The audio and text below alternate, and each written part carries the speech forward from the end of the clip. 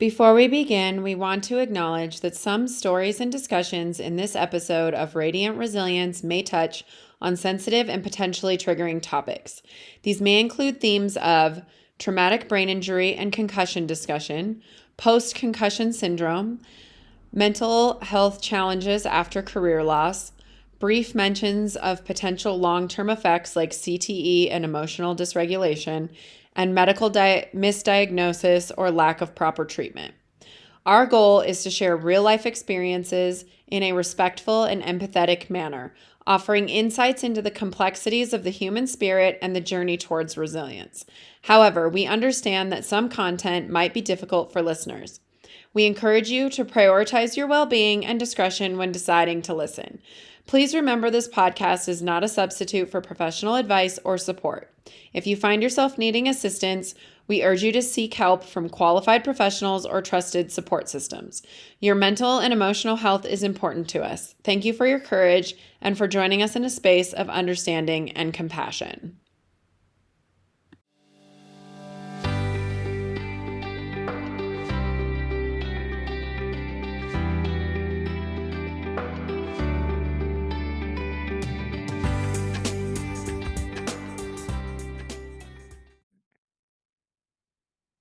Welcome back, everyone, to Radiant Resilience. I have a very special guest today, which I keep saying, I think all of my guests are special these days. I have Lewis Simon with me today. He is a native of Evanston, Illinois, was once a young, promising hockey player. Throughout Lewis's youth hockey career, he unfortunately suffered multiple concussions. Upon his third year of junior hockey, Lewis had to call it quits due to one final blow to the head. He now suffers from POTS syndrome and ever since has been an advocate for head safety in youth sports. Lewis didn't let the setback stop him as he went on to be accepted to Northwestern University. As a student in the Chicago area, Lewis built out his Sty House brand and began his coaching career. In addition to the apparel side of Sty House, Lewis founded Sty House Sports Camp and Sty House Hockey. Alongside his roles as a student and with Sty House, Lewis became the youth director and two-team head coach at the Chicago Reapers AAA hockey organization. As Lewis continues to grow the Sty House brand and work with the Reapers, he has also taken on a full-time position at Wasserman Hockey, an agency that represents some of the best NHL talent in the game. At Wasserman, Lewis has aspirations of becoming a high-level hockey agent. That is a lot of hockey in there, Lewis, but thank you so much for being here today. How are you doing? I'm great. Thanks, Tawny. That was an awesome introduction. Yeah. Definitely all things hockey. So I Yeah. think we know where this conversation's going. Yeah, but I think we're going to have a lot of good conversations here today. So why don't you start off by telling us maybe about how you got into hockey and a little bit of an overview of your hockey growing up, and then, of course, your injuries that you got while doing that. Yeah, for sure. It's actually interesting because my mom's from the South and my dad's from the East Coast, and neither of them played hockey growing up or even really knew what hockey was. So I got into it just based on going to a public skate and wanted to try it out. My parents got me involved. I ended up choosing to be a goalie, and from there on, just enjoyed playing in the Chicagoland area. Yeah, so for me, my hockey journey was a lot different than others. I grew up in a household that didn't have any hockey background. My family didn't play. My siblings didn't play. My parents definitely didn't play. My mom's from the South, so she was football and baseball. But that being said, I started at a young age, and I ended up choosing to be a goalie. And I don't know if much about being a goalie, but it's definitely, I would say, the most nerve-wracking position for parents and even for myself. So I That's grew up, interesting because I feel like you would get hit less as a goalie. Is that obviously they're throwing the pucks at you like crazy because that's the point of the game, but yeah, that's interesting because I would think you'd get hit more and knocked over more and more fights and stuff like that if you were not a goalie. yes, I was a little bit of an aggressive psycho goalie, so I don't think I, I don't think I helped my cause for the later on concussion issues. However, it's definitely, you like to think it's definitely a position that gets less blows to the head. But I think it was a little bit of also a mixture of lacrosse as well and just repeated hits from pucks and things like that. Anyways, I didn't have concussion issues in my youth at all that I can remember. So I grew up in Chicago, as I said. I played throughout my youth in Chicagoland, and then I ended up moving out to the East Coast when I was 15 to pursue hockey, living with a host family. And at 16 was my first diagnosed concussion. Oh, wow. So again, we don't know what happened prior, but yeah, I moved out to the East Coast, and 16 to 20 was that range of concussion, about 5 diagnosed concussions. Do you think it's because, like, with kids, maybe we're a little bit more safer around that? Or did it get more Um, aggressive did you get more competitive once you hit 16?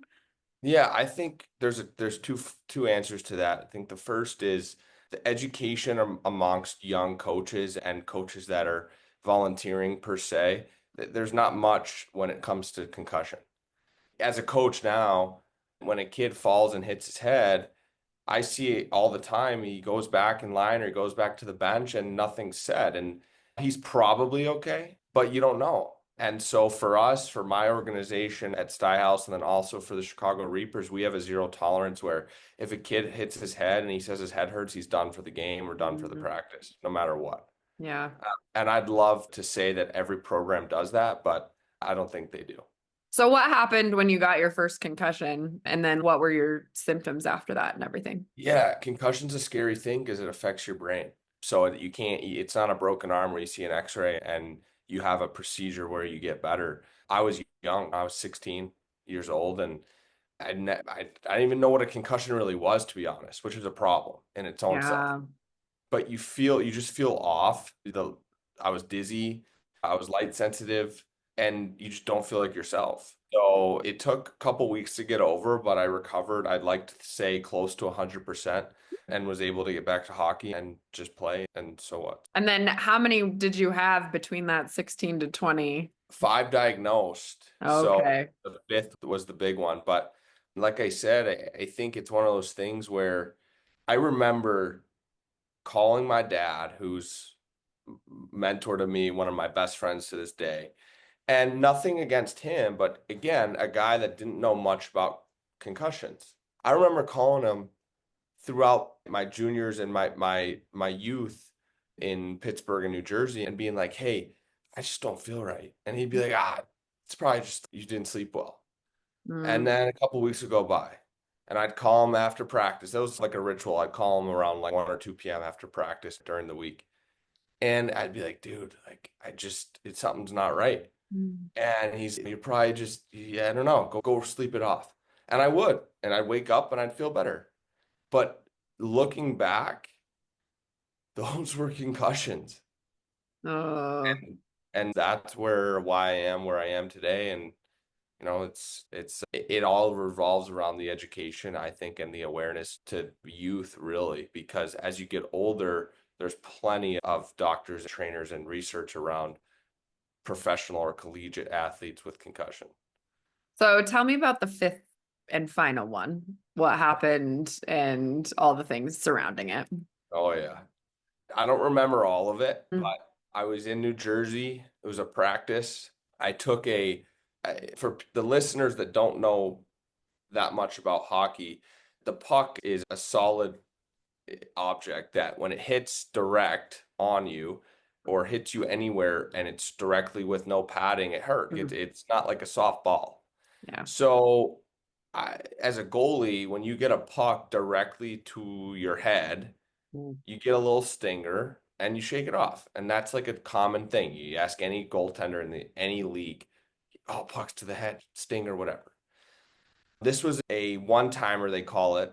And it was a very hard shot straight to the middle of my eyes, like in between my eyebrows and my hairline.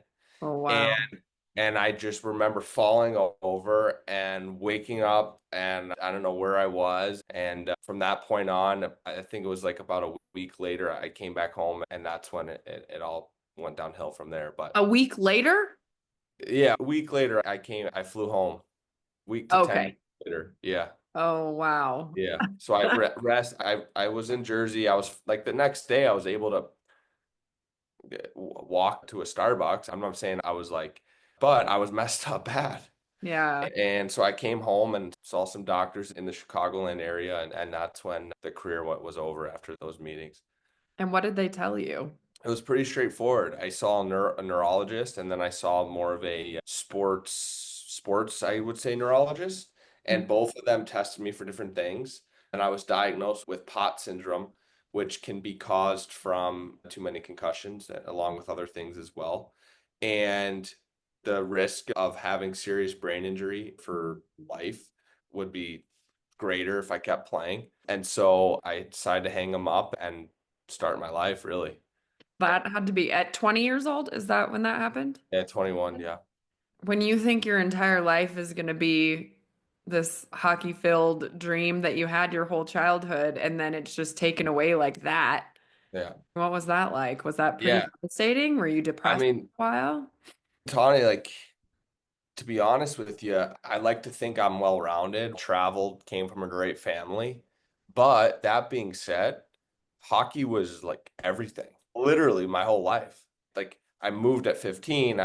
Yeah, I finished high school, but like hockey was my thing. I Mhm. was going to go play in college and hopefully play pro hockey. That was my thing. I loved every part of it, from being with the boys to being on the road to practicing and all that. So yeah, it was hard. It was tough. It Yeah. was tough, but I have a really good support system and was able to quickly pivot into, all right, it's done after the tough, I would say, couple months, and really be like, all right, you got one life and you got to move on. And I always said I was gonna make it now farther than I did playing, but behind the scenes. Hmm. And now I'm sitting in the Wasserman Hockey office in Chicago, and here I am. So Yeah, that's amazing. So let's talk about, okay, first off, tell me what is POT syndrome? Tell me that. POT syndrome is something that affects your heart rate, and along with just some day-to-day dizziness, and I would call it brain sensitivity to things. The main one is it's an elevated, you get an elevated heart rate. So I have to be very careful with certain workouts and not Ah, pushing myself too hard, because you can pass out really easily. And I've been able to really hone in on what causes my symptoms. But POT syndrome is something that I'm going to live with potentially for my whole life, but it's something that with proper treatment can be almost cured. okay. So I'd like to think I'm doing much better than I was 3 or 4 years ago. But yeah, it's definitely something I live with. Is So that a common thing that goes along with concussions? It's not. Okay. yeah, you think concussion, you think CTE.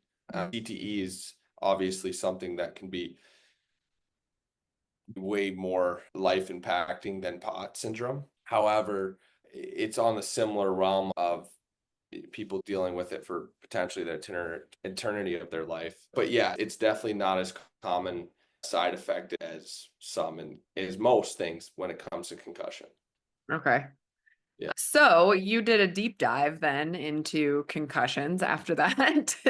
And I think it's becoming more and more talked about with football and hockey and a lot of sports. And I think that I hope that they've worked on the technology of helmets and stuff like that. But some of these sports are just aggressive, right? And it's just going to happen. Tell me what that journey was like after you got yours and what led next after that. Yeah, it's twofold, because that the period of no college and post concussion, so that period of like almost a year really was, I took advantage of it in a way where, like, I always wanted to start a company, and I love clothes, and I'm like, I just dealt with these horrible concussion things. So how can I like educate youth on not turning like into someone like me?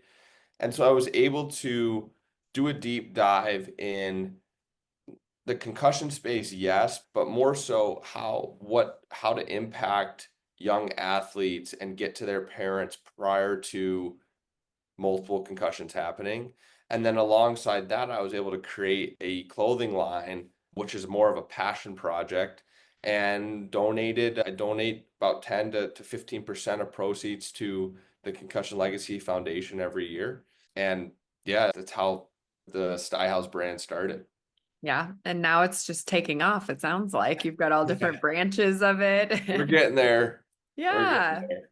So, what if you're a parent of a kid who's playing one of these aggressive sports? What is your advice to them to look and what to look for and stuff like that? Yeah, people ask me this all the time. Should Johnny even play hockey or football? I'm like, yeah, he should. Mm-hmm. Hockey's the greatest sport of all time. Football's a great sport. You shouldn't be scared of these things. I just think the proper education is what's needed. Mm-hmm. So to answer your question, I think it's first off, super cliche, but an easy one is having the proper helmet. Spend the extra money and get a new helmet every year. Trust me. Okay. Like that's like the super easy thing that you don't need to have any knowledge on. They Uh, still have like shit helmets on the market. yes, That yes, seems they have like shit helmets. that's what did we start taking BPA out of children's plastic toys? Shouldn't we just have like good helmets for kids and make it not even an option? Yeah, no, there's plenty of crappy helmets out there. Mhm. So again, I think that's an easy one. Spend the Mhm. extra money, make sure you have the best helmet out there. And then other than that, it just comes down to this awareness and having people like me who have gone through it speak to Mhm. organizations or have resources where if you think there's a concussion that's happened or your kid might have one, reach out because sometimes a trip to the doctor isn't necessary. It's you don't have to overplay it. But again, I think it just comes down to this awareness and education words and making sure that parents of young kids, even 6, 7, 8, 9, 10 year olds, are aware of like concussion can happen at this age. Yeah. Yeah. Is it a compounding thing, concussion? So if you Yeah. get one and then you get another, it just gets worse and worse each time. Well, yeah, Yeah. that's the issue. Yeah. So if you get one, it's not treated. You get another, now it's not treated. Then oh, you treat your third one. Oh, you're already like two behind. Yeah. So your brain's already has taken on two or three big hits to no treatment. Yeah. That's what happened to me. Yeah. It's definitely something that yeah, the compounding issue with concussion is major. So if you're a parent and you think that your kid had a concussion, fell down, hit his head, whatever, got hit really hard, then you said a doctor's visit isn't that necessary. What are some things that you can do if you recognize that and it's mild or whatever? Is resting the best thing, or are there other things you can do? So don't quote me on this, but I believe research says resting's the worst thing you can do. Oh, okay. Concussion. JK, don't do Yes, don't go do anything crazy, but just sitting in a dark room, I think is outdated. that. Okay. And I would say though, just to go back, that happens all the time, every day. Phone calls of a parent, hey, Johnny fell, his head hurts. Is he okay? Okay. Is he 9? Is he 12? Is he 16? Just the age changes things Okay. because of the severity of what the hit or what happened. But I would say to a kid between 12 and 16 years old, that's sort of that range of when hitting starts and things get more intense and guys get heavy or whatever. It's more of a situation to situation and how bad the hit might have been. Mhm. But if there was a trainer there, the Mhm. trainer should be able to have hopefully the knowledge of the next step. If there's not a trainer there, like I said, doctor visit isn't necessary, but if there's any concern of symptoms after a couple hours, you got to go Yeah. because you don't want to have anything bad happen. And so, What does treatment look like for that then? If you do go to the doctor, for a yeah, mild, obviously, yeah, let's go mild concussion. Obviously, that varies based on what is happening, but let's just go mild for now. yeah. So for a mild concussion, which that's what I was treated for, it varies person to person. For me, what helped me the most was hyperbaric oxygen chambers. Ah, okay. Don't exactly ask me why, but I believe it's something with oxygen into the brain. And then vestibular therapy. Okay. So you can you can get scripts to go to a local physical therapist and they can put you through some vestibular therapy that helps stimulate the brain and gets your eyes moving the proper way. And then there's all these other things, but those two were the main that too that help me. Okay. For young kids, I would say there's no magic to it. It's like a waiting game. Yeah. Ugh. And then I did watch that movie Concussion. I'm sure you've seen it, the football one. Yeah. What is it about? They were really showing all those football players like after all the concussions they've had and obviously having some brain trauma going crazy in their older years. Can you talk to that a little bit? Yeah, that's the scary thing. Yeah. It's scary. Yeah. There's spouses that I hear, they're like, I don't even recognize my husband. Mm. He's got tempers and all sorts of things. Yeah, because you now are dealing with NHL players, or so what does that look like for the adults too? Yeah, again, it's CTE is the first thing that comes to mind there. CTE affects you greatly in all areas, and there's all different stages. There's stage one, two, three, and so forth. But if one gets enough concussions, some of these side effects as they are older, I know firsthand are that what you talked about, anger, Yeah. temper, obviously forgetfulness, but it's real. It's real. And can you do anything about it at that point, or are you too far gone at that point? I think there's some cures being out there that hopefully, like, I think there are people working on cures to I want to keep using the CTE word because that's what Yeah. it sounds like a lot of this is where it's going. But Mhm. honestly, right now, no, there's really not much to my knowledge. Just getting proper help and therapy and things like Yeah. that. But the flip of the switch, the anger flip and the moodiness is really hard to control. Ugh. I even notice myself sometimes. Yeah. And it's just the way that you're reacting. It's just the way like you can't even control it. Your brain's just doing it, right? Because there's been so much damage done. Yeah. Yeah. And this is a funny thing, but not really. Like my sister, she's always like, why are you so mad all the time? And it's not like I'm not mad, but sometimes I flip quick. Yeah. And it's not nothing to do with her. It's Hmm. just something I can't necessarily control. When you like after the fact and you look back on it, are you like, oh, Yeah. I probably Yeah. overreacted? Okay. Yeah. It's bad. Mhm. I'm not like that. I'm the most chill guy. Yeah. And sometimes when I flip bad, Yeah. I don't know. I'm working on it. And you said you had 5 diagnosed Yeah. concussions. You think you had more? Oh yeah. Way more. Way more. I was, yeah. But again, like that was even throughout junior hockey where we had world-class trainers. And that's a problem that Yeah. they were not able to. I didn't know. Yeah. My coaches didn't say anything. I just kept playing. Yeah. And I think especially when you get to those higher levels of sports, especially you watch it on, I'm only referencing football because I watch more football than I do hockey, but you see it all the time where like those people get hit so hard. They go shoot them up with something and then put them back on the field because they're paid a lot of money to do that and they better get their butts out there. And I think they fight it too as the players. They're like, no, I'm going to go back out there. I'm going to win this game. I'm going to do it. I'm fine. Everything's fine. And I think there's so many moving pieces to that. That's got to be so hard to make those people sit down and not play. I know the NFL is trying to get better about their concussion protocol, but I'm sure the NHL is too. Yeah, for sure. It's yeah, I mean these guys are passionate Yeah. and it Yeah. could be a big game. It could be a must win. You name it. And I've been there and I get it 100%. They're like, let's just think about the consequences later. I don't want to think Yeah, about that right now. Right now, I want to win this game and I want to be the best player there ever was. And I yeah, like, yeah, for sure. oh, it's so scary. But I am glad it's being talked about more and more. I actually watched have you seen that docuseries on Netflix about Vince McMahon and the WWE? I have not.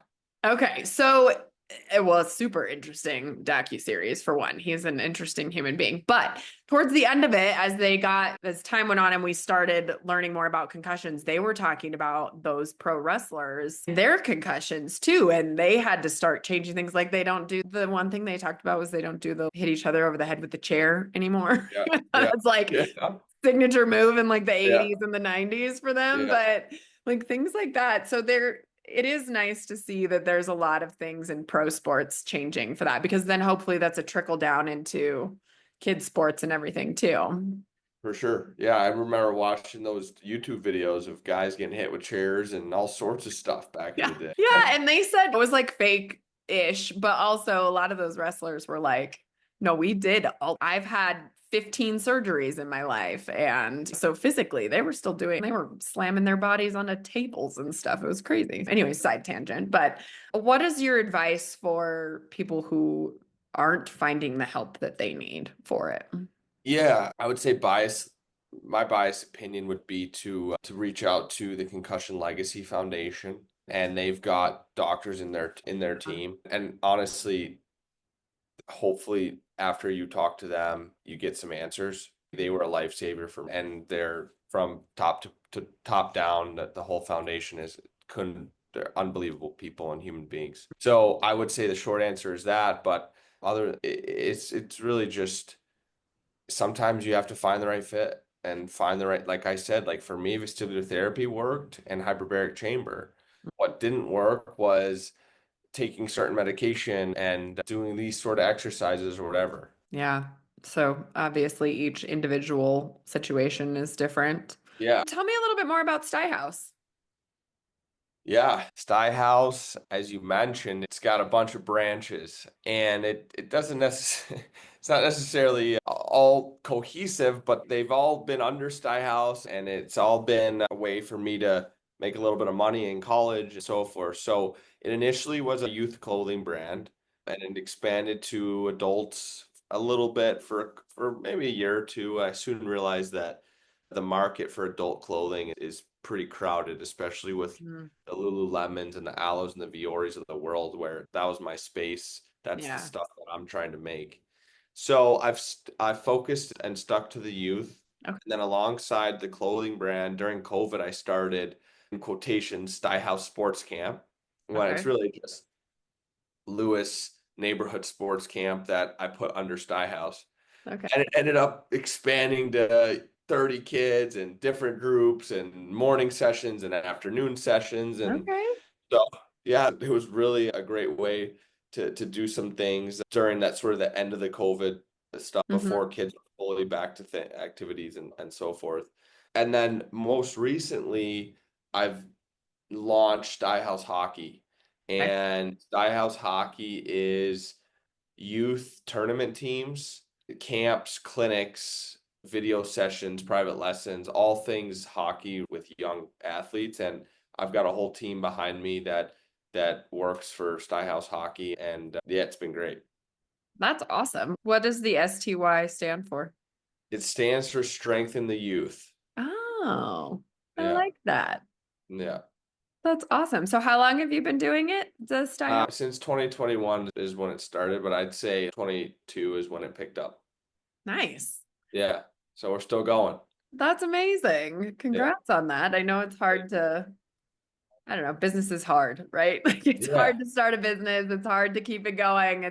I just saw a stat the other day that was like, now that we're having the highest numbers in the US of people like starting their own businesses and registering business names. And then I think I saw that in 5 years, 90% of those will close. yeah, So from the year they start them, 90% of those will close by year 5. So yeah. it's a hard thing to keep going and put the work into, Yep, for but it sure. helps And if you have a passion for it. it does. If you have a passion, I think you can do anything in life. Yeah. So it's been fun because when I was at Northwestern, I've used Sty House as an outlet I'm used to hockey and school and life and dating and you name it. And Mhm. when hockey was taken away, I had all this free time. I don't Yeah. like free time, Tawny. I don't do well with free time. Yeah. So Sty House was that outlet where I was able to have a passion of something, and I really honestly started from ground up, like no, like really did. I didn't take a dollar from anybody, and it was a fun project at first that turned into a business. And are you still donating to the Yes, Concussion Foundation? yes, Okay, yeah, so anybody who wants to purchase your clothing, which we will link in the show notes for sure, you're donating to a good cause too. yes, you are. Do Yes, you you are. have any siblings or nieces and nephews that play hockey or any other sports? Yeah, it's funny. My sister was a beast hockey player. She's younger Ah. than me, but she was a stud. Could have played in college. Actually, I think played was committed to Michigan State and then ended up going more the sorority and college fun route, but that's okay. She's ended up on her 2 feet living in Chicago. But yeah, my sister played, and other than that, no one else in my entire family. Yeah, that's so interesting. So you guys Yeah. were really hard into it and good at it, it sounds. Yeah, she was a beast. Yeah. So Is it just the two of you? Do you have other yeah, siblings? just us. Yeah, I think it's so interesting. It very commonly seems like the younger siblings are typically better than the older Oh, siblings. I don't know. 95%. Why is that? Oh, I could tell you 100 reasons, but first child, nice, just get learning the ropes. Parents might not know exactly what's best, the best route to take, the best development, whatever it might be. And then the second child comes in and is scrappy and has to fight the older brother or older sister and gets the better path and gets all the hand-me-downs at a younger age. And it's just how it works usually. I know it's so interesting though, because it's like you're coming from the same family. You're like the genetics are there. Like it's not, I don't know, but I have two younger sisters, and my middle sister was we were dancers growing up, and she was the better dancer 100%. And I see it in so many families. I'm sure you working with kids too, you see it all the time in Yep, families. all the time. It's crazy. Yeah. Is there any resentment from the older siblings? Like, oh, my younger brother, of course they're better. Of course, yes, but it's funny because these older brothers, and I work with a lot of older brother dynamic duos where I've got both kids, whether it's at Wasserman or Sty House or mentoring or whatever it might be. And I deal with a lot of brother duos. And these older brothers, your classic firstborns, are just whatever. Yeah, my brother's better than me. I don't care. Feel like that's totally an older sibling mentality. Because I feel It's like I was so like that too. funny. It never bothered me that my sister was better than me. Yeah, It just was. yeah. And it's like the older brothers, they go watch the younger brothers play, but the younger brother never comes and supports the older brother. It's like, what? What's going on here? Oh man. That's so interesting. Well, Yeah. I kind of want to dive into that deeper. I don't Yeah, know. maybe we should do a statistical analysis on that. Yeah, I think it's super interesting. Yeah, we've got friends that have four children that are pretty heavily into sports. And yeah, the second brother, it's two boys that are older, two girls that are younger. And the oldest one is a boy, and then the next one's a boy. And the second one is way better at basketball than the first one. They're Yeah, both good, but I don't know. I don't know what it is. that's hilarious. Yep. It happens everywhere. So, what is it like working at Wasserman? I'm so happy. It's Yay. the best. Yeah, it's a dream. Yeah. It's a dream, and it fell into my lap. I interned throughout Northwestern each summer. I did an internship in football, an internship in music, because they have a music division.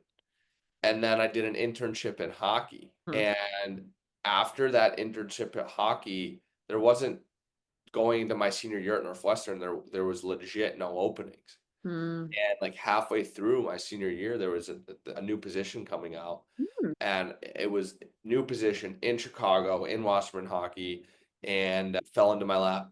So it's amazing how all that works, and I've got an amazing team and great people I work with, and it's definitely hopefully going to be my career. Amazing. So, what are Yeah. you seeing difference wise? So now you're working. at a professional level in the hockey Mhm. world. So comparing that to the kids' world and stuff like that, as far as the concussion awareness goes, are all those conversations still being had and everything like that? Yes, I would say that over the past couple years, it's really taken a step up from just my observations. Okay. Whether it's coaching staff, athletic training staff, or just any personnel that has to do with the team, it's talked about, it's treated serious. Anytime I'm at a game, a kid gets hit, head, whatever, on the ice, stands up, falls, like you see immediate training right there. Hmm. They're going to the hospital, whatever it might be. And so I think for the most part, it's really taken a nice lead. Yeah, that's good. Yeah, and like obviously at Wasserman, I'm dealing with kids from right now, mainly every day is kids from like 14 to 16 would be Okay. like mainly what I'm dealing with. And a lot of these guys are, all of them are playing youth hockey still. For the most part, I've been really happy, and I think I could say most people have been happy with what they see if a kid gets hit. That's So good. yeah, And then talking about it, being very open and honest about it with the kids. And yeah, that's got to be so hard to tell these kids. You were one of those kids, right? yeah, To be like, you're out for a week, yeah, yeah, yeah. It even happened though to they're me. like, I feel fine. I want to play. Yeah. Yeah, a couple weeks ago, I was with he's 15. He got hit. He didn't feel right. Got undressed, and he came out to the lobby, and I'm fine. I'm like, no, you're not. You're not. Yeah. No, I'm fine. I'm fine. His pupils are massive. He's his head shaking. I'm like, you're not fine, dude. And so again, I don't want to say what would happen if I wasn't at that game. I don't Yeah. know. Maybe Yeah. would have gotten back dressed again. I don't know. So is it something we still need to work on even more safety around then I think and knowledge? yeah, I think there can never be too much safety and knowledge on that. Yeah. But not to boast about me, but I can only go to so many schools and so many Sure. programs and so many hockey conferences. There's a lot of people out there that have suffered from what I've suffered from, and just in general concussions. And I think that to get more people, young people that can talk about it and relate to these kids, the kids are sick of hearing a 50-year-old guy speak about how to help with a concussion. And it's in one ear out the other. Yeah. But if a guy like me, a younger guy, under the age of, let's call it 30, can come in and relate and be like, hey, boys, and just have that sort of that attitude with the kids, I think that'd be a great thing. Yeah. Yeah. We'll keep doing what you're doing. It sounds like it's pretty amazing. Trying.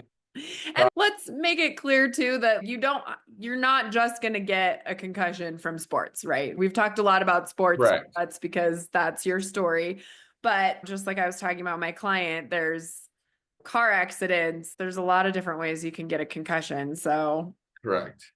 people, I guess sports are the most likely for you to get hit over and over again and versus just a one-off car accident. But Yep. Yeah. All different ways. You can fall and hit your head on the ice. I'm just walking out of your house. yeah. Skiing. You're in Colorado, Tawny. Yes.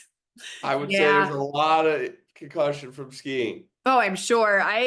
When I first started snowboarding, I don't even remember exactly what happened. I caught one of the edges of the boards and had what we call a yard sale. My gloves went flying, my hat Uh, went flying, all the things. And that wouldn't surprise me if I had some type of a concussion from that. That was yeah. terrible. I had Yeah. whiplash, so I probably had a Yeah. concussion. I'm sure. I'm sure. Oh, it's terrible. Yeah. So lots of different ways. I do wear a helmet now. I didn't Yeah. one Better. time. You better. So with helmets, are they still working on improving them, or can they only do so much at the end of the day? I don't know the exact answer, but I believe they are. I'm I think, sure they're going to continue to try to yeah, make them better and better. I just wonder if there's eventually a threshold that like you can only do so much if you're getting hit that hard. for sure. Obviously, I would like to think technology changes and Yeah. improves throughout the years. But I also think some of these sports are getting more aggressive too. Like you see football now versus football 20 years ago. Those guys are way more aggressive than they used to be.